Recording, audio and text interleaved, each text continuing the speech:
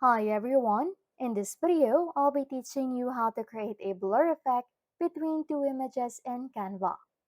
First things first, launch Canva and start a new design.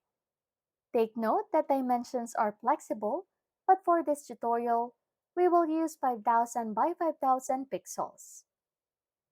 Okay, if you have your own photo, just go to the upload section and upload the photo of your desire.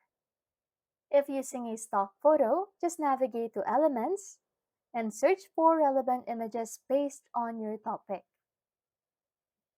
You can also use the background remover tool to cut out the main subject from the photo.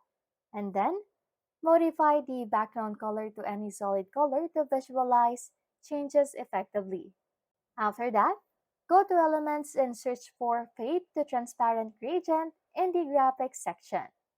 Here, choose a gradient background that suits your design or preference. Position then the gradient element on your photo and match its color with the background. Press and duplicate the gradient background as many times as needed. After that, just easily adjust the duplicated elements by deleting excess if required. And there you have it. You now have a blur effect in Canva. Anyways, if you like content like this, don't forget to subscribe to this channel or comment down below any tutorials you want us to make so we can help you.